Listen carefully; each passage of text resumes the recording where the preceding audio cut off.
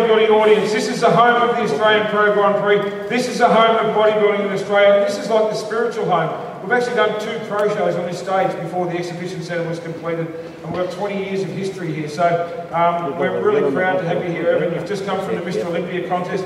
First time ever in the Mr. Olympia and cracked into the top 10. How was your experience in Vegas this year?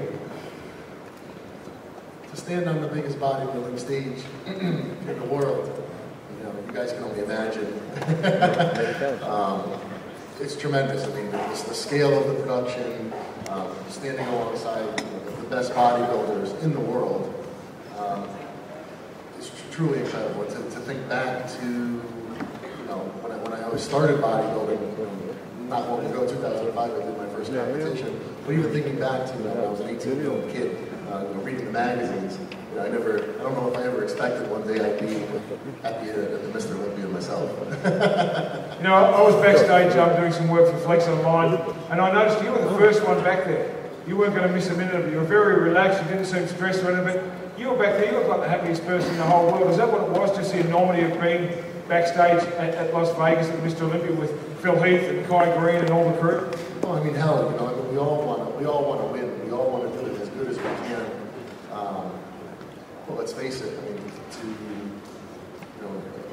everybody you see today on stage, all you guys out there, everyone you see on this stage, regardless of how they place, I mean, they've made it to the competitive stage, and that in itself, a lot of people don't realize what a feat that is.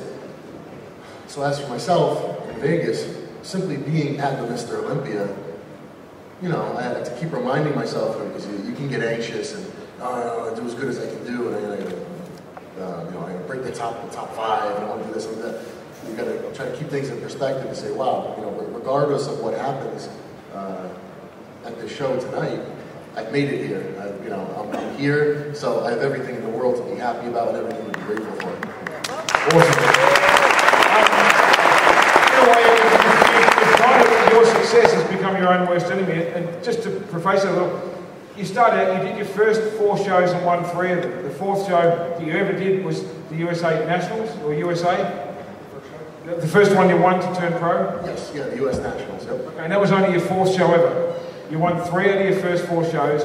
You come on, you take the pro worldwide scene, you win the New York Pro, you win the Flex Pro in LA against all the West Coast guys. So coming to this Olympia for the first time, everyone had really high expectations. But yeah, Evan, he kind of comes and wins every show he does. So people were talking about you being that top 5 or top 6 spot. Now on the day it was Tony Freeman, yourself and Dennis Wolf all fighting for that 6th spot. How did you see yourself, and were you happy with what you brought to the Olympia this year?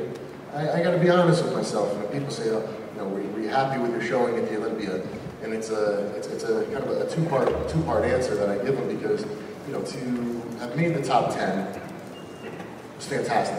I have everything to be appreciative about. I thought my placing was more than fair. I felt that the guys who placed ahead of me certainly deserved to place ahead of me.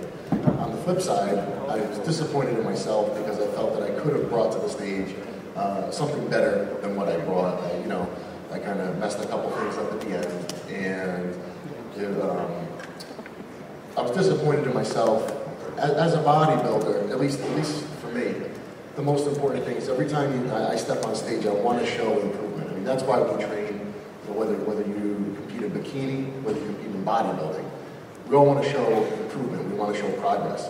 And I felt that I had made progress, from the time of the Arnold to the Olympia. But I felt that because of the things I did and didn't quite come in 100%, I wasn't able to display that. And as a bodybuilder, that really disappoints me. So I was really mad at myself for that. Now, a couple of weeks out, you looked incredible, and here we are 2 weeks later. I think you're even bigger and fuller than you were at the Olympia. I know you guest posed in Adelaide last night, and I think you're pretty pleased. The crowd certainly went nuts. We're going to have your guest pose this afternoon, and the Melbourne folk can judge for themselves. Now, I've tried desperately to get you out to the Australian Pro Show, Evan. In fact, I flew out to the Flex Pro 2 years ago just to try and sign him up. I went out with my son Jess. We flew all the way out there to try and sign you up. I think we were pretty close, but we couldn't get it done. And the next best thing was to get you out as a guest poser, and you jumped at the opportunity to come out this year. So I just want to thank you for coming out. I know Evan doesn't travel a lot, he doesn't do a lot of guest posing. He's not one of these bodybuilders is out there just trying to, you know, get new spinners for his truck or anything, or make a fortune. He's a family man. He's one of the most down-to-earth bodybuilders we've ever had. And you've got a huge following around the world, particularly through the forum pages of muscular development, because you're so approachable. Do you kind of feel that you're the people's champ, the blue-collar bodybuilder, the one that the working people can really relate to? Well, you know what? Someone asked me a couple weeks ago in the gym, they said, I'm getting ready for my first competition. If you could give me one piece of advice, what would it be? And I could sit there and I could talk about, you know, eating or training or all those things, but the first thing that came to my mind was always continue to train for the same reason you started. She happened to be a figure competitor.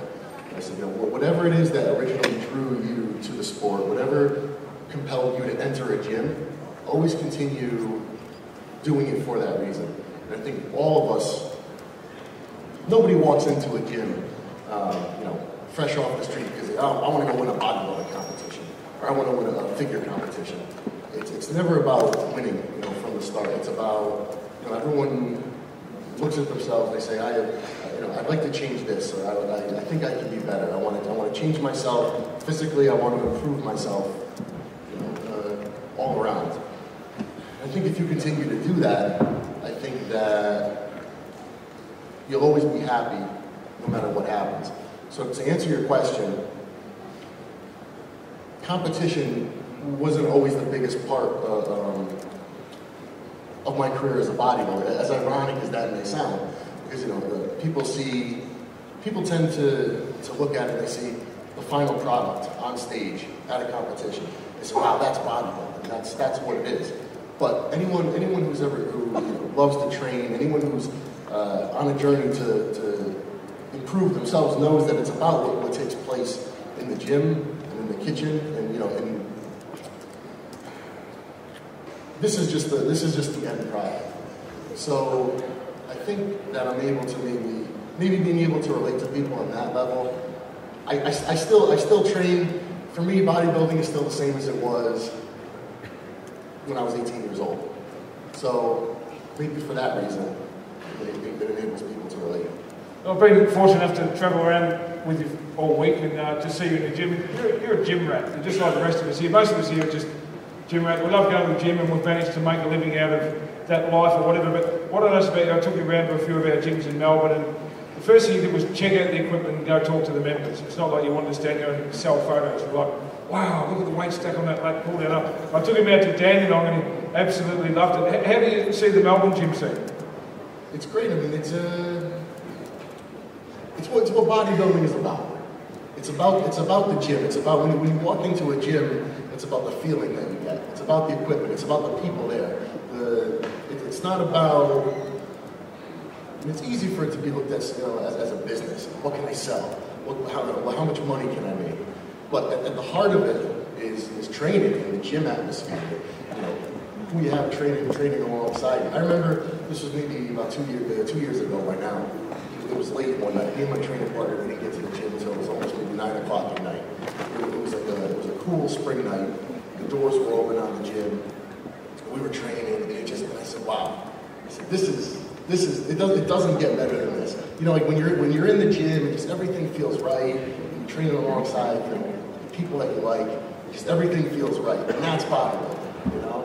When you're looking at yourself in the mirror and say, God, I feel good, I look good. That's what it's about. It's not about, you know, fame or, you know, being on the cover of a magazine and how much shit you can sell to people.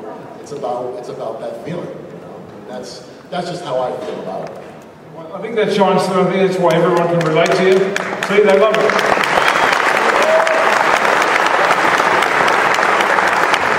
And I think that's been the most fun of the tour so far, just hanging out in the gym with you, because you really are just a gym head when it comes down to it. I think that's why people can relate to you. Now, you've got some pictures and some T-shirts from your home gym. You train in you make similarities between our Melbourne gyms to the gym you train out at home. Tell us just a little bit about the Super Montanari Brothers gym in New Haven.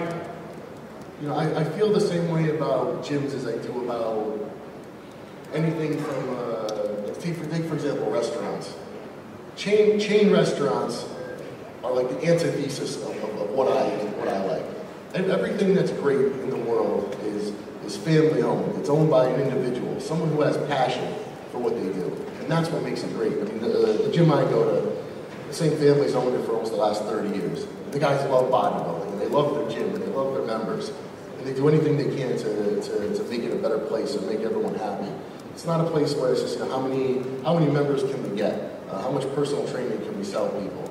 It's, maybe some people would call them bad business because of it, but they stay true to their roots. And that's what's great. And that's what I like about your gym. I mean, you're somebody who's passionate about bodybuilding. And I've dealt with a lot of promoters, and they're always a lot of them are always looking for ways to cut costs.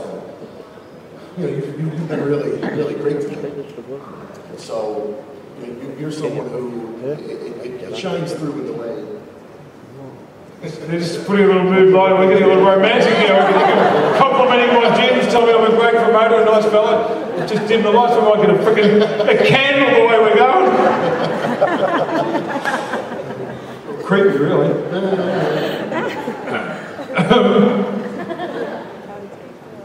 We've misread us both.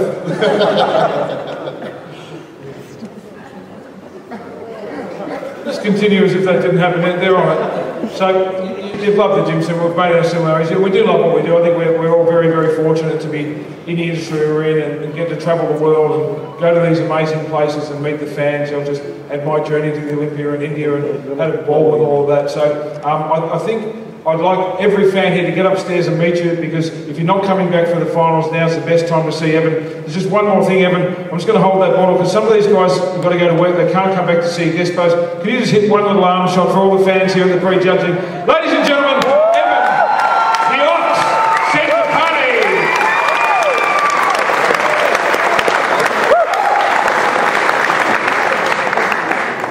You're a waterholic. Take that, and we'll see you upstairs, Evan. All the best, and we're back on stage for guest post. Thanks, Molly.